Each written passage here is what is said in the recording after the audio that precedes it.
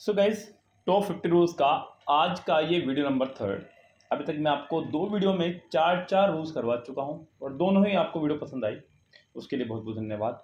इसी तरह सपोर्ट करते रहेंगे तो कंटिन्यू वीडियो हम लोग आपको प्रोवाइड कराते रहेंगे। आज ये पार्ट 3 है, इसमें देखते हैं कितने रूल कवर हो पाएंगे और फिर उसके बाद हम लोग इसी तरह से चलते रहेंगे आपके साथ में। ओके दोस्तों, ये पूरा का पूरा एक ग्रामर का मैंने कंप्लीट सोल्यूशन आपको दे दिया है यहाँ पर विद रूल्स। अगर आप लोग इसका पूरा एक साथ सोल्यूशन चाहते हैं विथ प्रैक्टिस, जिसमें मैंने कंप्लीट ग्रामर पढ़ाया है विथ प्रैक्टिस फ्रॉम 6 बुक्स, आप वो भी ले सकते हैं चाहे तो। उसका प्राइस ओनली 599 है। अधिक जानकारी के लिए आप हमें व्हाट्सअप कर सकते हैं, डिस्क्रिप्शन बॉक्स में हमारा नंबर है। आज का रूल नंबर, पहले हम चलते हैं लेकर के अपनी बात को आगे। Rule number 9। Yes, rule number 9 है आपका प्रोनाउन चैप्टर से आज का, पोजीशन ऑफ प्रोनाउन। देखिए, सबसे पहले तो आप लोगों को यहाँ पर प्रोनाउन की एक छोटी सी डेफिनेशन बता दूं, जिससे कि आप लोगों को पता रहे कि प्रोनाउन बोलते किसको है। कुछ प्रोनाउन मतलब प्रो प्लस नाउन, यानी कि proxy of noun. Proxy of noun मतलब, प्रोक्सी मतलब लगभग, यानी कि नाउन के लगभग। नाउन के लगभग वो शब्द जो नाउन के लगभग यानी कि नाउन के बराबर ही काम करते हैं, यानी कि सेंटेंस में सब्जेक्ट की पोजीशन पर आया करते हैं, उन्हें बोलते हैं प्रोक्सी ऑफ नाउन। यस दोस्तों, जैसे कि आपके आई, वी, यू, दे और बहुत सारे। और इन्हें ही क्यों सब्जेक्ट की पोजीशन पर रखा जाता है बच्चों? क्योंकि इनको ही पावर है सिंगुलर और प्लूरल होने की। तो आज की वीडियो में हम लोग आपको यहाँ पर प्रोनाउन के इम्पोर्टेंट यूज़, एक इम्पोर्टेंट रूल्स कराने वाले हैं और उम्मीद करता हूँ कि आपको ये बहुत अच्छे समझ में आएगा। वीडियो में पूरा एंड तक जुड़े रहिएगा। रूल्स अगर आपको लग रहा है कि आपके लिए नया है तो आप देख सकते हैं। देखिए बच्चों, को पता है कि 3 तरह के होते हैं pronoun. First person,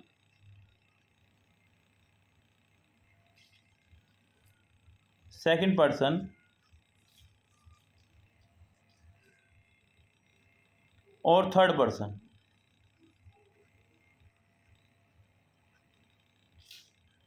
first person में आपका आया करता है केवल आई और वी, सेकंड पर्सन में यू, थर्ड पर्सन में ही, शी, इट और दे। ये 3 तरह के आपके होते हैं प्रोनाउन। अब यहाँ पर आज हमारा जो रूल है वो इसी से ही है कि यदि एक ही वाक्य में बच्चों, यदि एक ही सेंटेंस में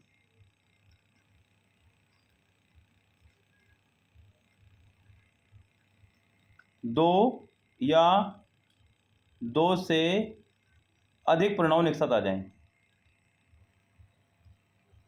दो या दो से अधिक प्रोनाउन हमारे एक साथ आ जाएं, तो बच्चों का सीक्वेंस रहने वाला है 3, 2, 1, माफी चाहूँगा, 2, 3, 1 और 1, 2, 3। ये 2 सीक्वेंस आपको लर्न करने होंगे। 2, 3, 1 मतलब बच्चों पहले सेकंड पर्सन, फिर थर्ड पर्सन, फिर फर्स्ट पर्सन। 1, 2, 3 मतलब first person, second person, third person. इसका इस्तेमाल करते हैं अच्छे काम के लिए, किसी सही काम के लिए, और इसका इस्तेमाल करते हैं किसी गलत काम के लिए, किसी गलत मंशा से। अब इसको और विस्तार समझते हैं यहाँ पर हम लोग कि क्या मैंने कहा आपको रूल्स के अंदर। पहले समझिएगा, मैंने कहा 2, 3, 1 सेकंड पर्सन यानी कि यू, फिर थर्ड पर्सन यानी कि ही, शी, इट और दे, और फिर फर्स्ट पर्सन यानी कि आई और वी। अगर इनमें से कोई 2 लगाने हो तो 2 का सीक्वेंस रहेगा 23, 31 और 21। इसी तरह से 1, 2, 3। अगर 2 लगाने हो तो 12, 23 और 30। जब कोई गलत काम आपने किया हो गलत मंशा से किया हो तो हम लगाएंगे 1 2 3। जब कोई सही काम के लिए लगा रहे हो तो 2 3 1। याद इसको कैसे रखना है बच्चों, ये सीक्वेंस सही है आपका काउंटिंग का, लेकिन गलत काम के लिए है, और वो गलत सीक्वेंस है लेकिन सही काम के लिए है। जैसे कि मैंने आपसे कहा, I, you and he are going to Jaipur today. यानी कि मैं, तुम और वह आज जयपुर जा रहे हैं। अब ज़रा ध्यान दीजिएगा, आज आपका फर्स्ट पर्सन है, यू आपका सेकंड पर्सन है, ही आपका थर्ड पर्सन है। ये आपका हो गया 1 2 3। और 1 2 3 जो है हमारा लगता है बच्चों किसी गलत काम के लिए, जबकि यहाँ पर वो सिर्फ जयपुर जा रहे हैं। यहाँ पर कोई भी गलत मंशा या कोई गलत काम की भावना यहाँ पर आपके सामने नहीं आई है। तो यहाँ ये सीक्वेंस आपका रॉन्ग हुआ। यहाँ पर सीक्वेंस होना चाहिए था 2 3 1, यानी कि यू, ही एंड आई, 2 3 1। ये सीक्वेंस आपका यहाँ पर होना चाहिए था, तब जाकर के ये सेंटेंस हमारा रहता करेक्ट। तो गाइस सेंटेंस में आपके यहाँ पर पहले ही पार्ट में एरर दे दी जाएगी। बस जब भी कभी 2 या 2 से अधिक प्रोनाउन एक साथ आएंगे, सबसे पहले आप यही रूल चेक करेंगे, उसके बाद आगे बढ़ेंगे। जैसे कि मैंने अगला सेंटेंस लिख दिया, यू एंड आई हैव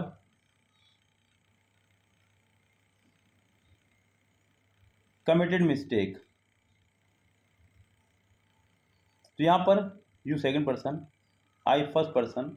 अब आपको देखना पड़ेगा कि ये 1 2 3 को फॉलो कर रहा है 2 3 1 को।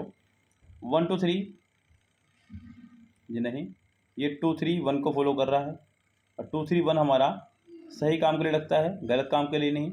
जबकि यहाँ पर गलत काम की भावना आ रही है, मिस्टेक। तो गाइस यहाँ पर आपका सीक्वेंस होना चाहिए था I and you, I and you. ये आपका फ़िलहाल दिया गया पोर्शन पूरी तरह से गलत है। इसी तरह की एरर आपको देगा एग्जाम में बच्चों, चिंता ना कीजिएगा। She, you and I R, जो भी, चलो पहले तो पूरा रखना पड़ेगा, जो भी नहीं चलेगा हम, गोइंग टू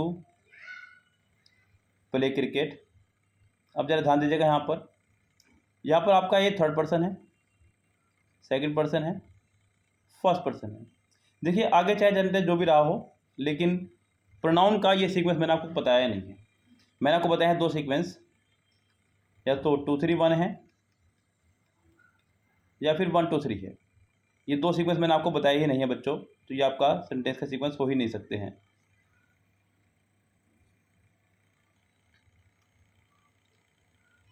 यस, सो ये सीक्वेंस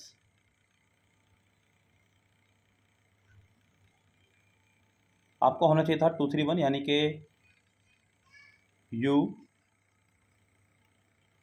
शी एंड आई, तब जाके सेंटेंस रहता हमारा करेक्ट। तो ये कुछ सीक्वेंस आपको दिए जाएंगे। जरा एक इंपॉर्टेंट रूल से समझिएगा क्या कह रहा है यहाँ पर, बहुत इंपॉर्टेंट रूल है। वी, यू एंड दे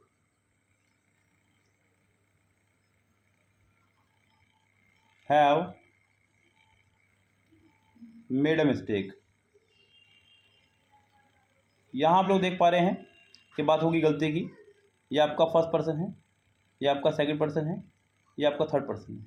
मुझे ध्यान दीजिएगा, जब तीनों पर्सन आपके प्लूरल हों, तीनों पर्सन आपके प्लूरल हों, तो आप 1 2 3 या 2 3 1, यानी कि इनको आप गलत और सही दोनों क्रम में लगा सकते हैं। आप चाहे तो ये भी कर सकते हैं, या फिर यू, वी एंड दे भी कर सकते हैं। यानी कि अगर तीनों प्लूरल हों तो वो सही और गलत दोनों काम के लिए लगाए जा सकते हैं। अगर तीनों प्लूरल नहीं है तो वो ऐसे नहीं लगा सकते हैं। तो ये इंपॉर्टेंट रूल है। हालांकि इस पर अभी तक कोई एरर नहीं आई है, इसलिए मैंने सेंटेंस और ये बुक्स कराई हैं। अब तक तो कोई इस तरह की सेंटेंस में एरर नहीं आई है, लेकिन ये एक बात थी तो मैंने आपको बता दी। कल को अगर आ जाए तो आप सावधान रहें।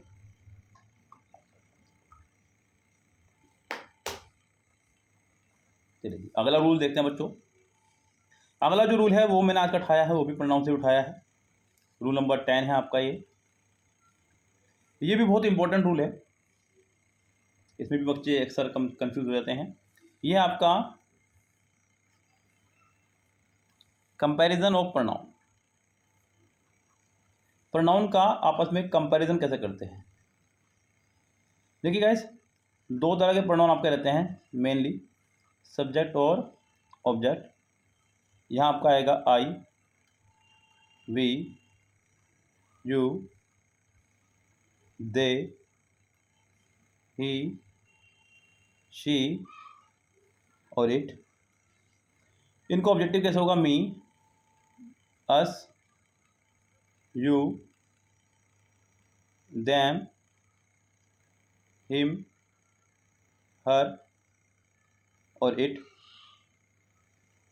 कभी भी अगर प्रोनाउन की प्रोनाउन से कंपैरिजन करनी हो तो ज़रा ध्यान दीजिएगा बच्चों, सब्जेक्ट की सब्जेक्ट से होगी, ऑब्जेक्ट की ऑब्जेक्ट से होगी। सब्जेक्ट की सब्जेक्ट से होगी और ऑब्जेक्ट की ऑब्जेक्ट से होगी। ज़रा यहाँ पर इस रूल को समझते हैं विस्तार से। मैंने कहा she is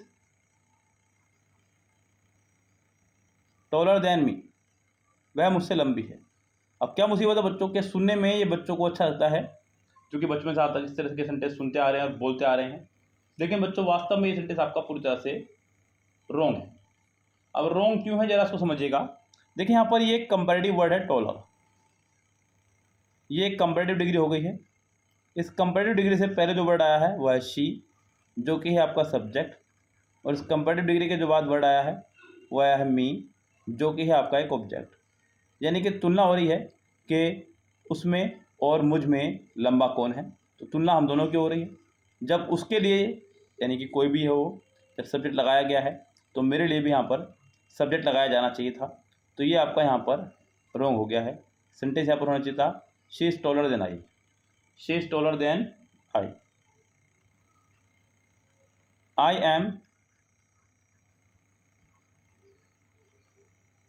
younger than her, मैं उससे छोटा हूँ।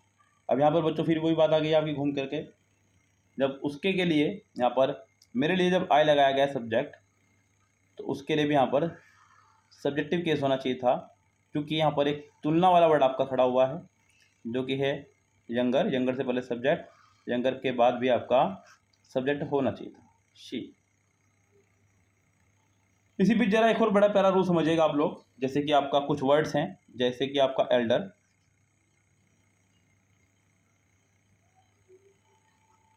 प्रेफर,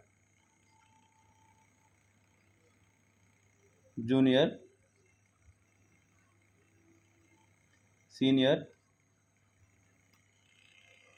प्रायर, सुपीरियर, यानी कि सिंपल सा फंडा है जिनके आखिरी में आई ओ आर आ रहा हो, और ये दो स्पेशल आपके एल्डर और प्रेफर। वैसे वास्तव में बच्चों मैं आपको बताऊं, ये देखने में आपको कंपैरेटिव डिग्री लग रही होंगी, लेकिन ये वास्तव में कंपैरेटिव डिग्री नहीं है, ये सिर्फ डिग्री है, यानी कि एडजेक्टिव है।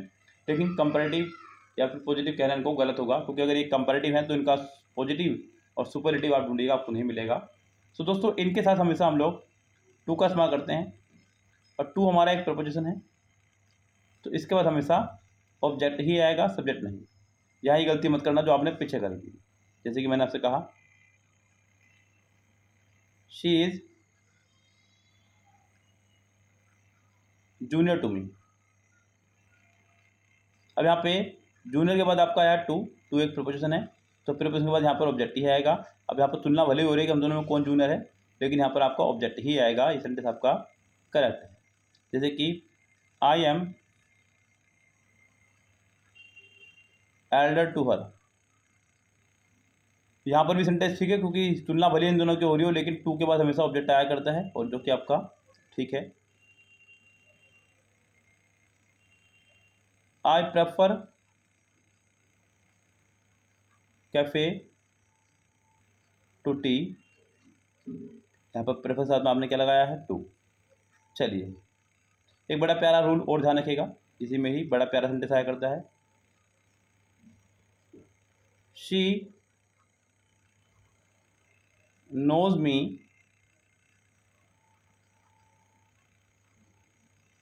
better than her, better than him, वह मुझे जानती है उससे अच्छा। अब यहाँ पर बच्चे फिर भी गलती कर सकते हैं, उनको लगता है कि बेटर देन आ गया कंपैरेटिव डिग्री, तो यहाँ पर हिम आ गया है, तो यहाँ पर आपका ही होना चाहिए था। ऐसा हर बार भी ज़रूरी नहीं है बच्चों, जरा बात को पूरी समझें। मैंने कहा तुलना हमेशा बराबर वालों की होगी। आप ये देखेंगे इस कंपैरेटिव डिग्री से पहले क्या आया है, कंपैरेटिव डिग्री से पहले ये आ रहा है, वहाँ मत पहुँचना।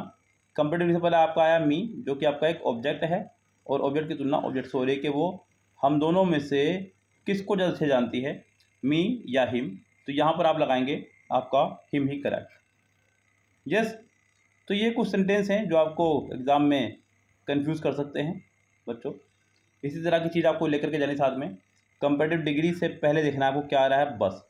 वहाँ पर कुछ और था, जैसे कि शी इज़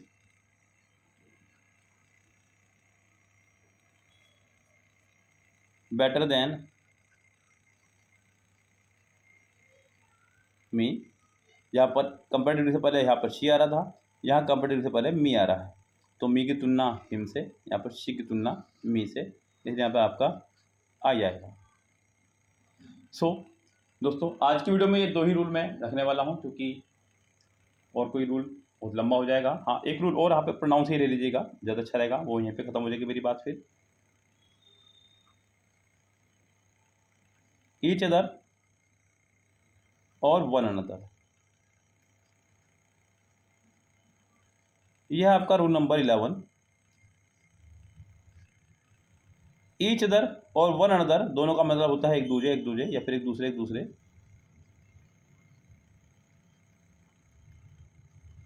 लेकिन ईच अदर का इस्तेमाल करते हैं सिर्फ 2 लोगों के लिए। वन अनदर का इस्तेमाल करते हैं 2 से अधिक लोगों के लिए। सिंपल सा फंडा है, 2 लोगों के लिए और 2 से अधिक लोगों के लिए। जैसे कि मैंने कहा the office staff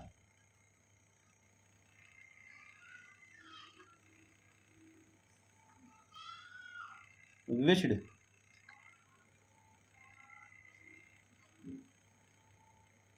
happy Diwali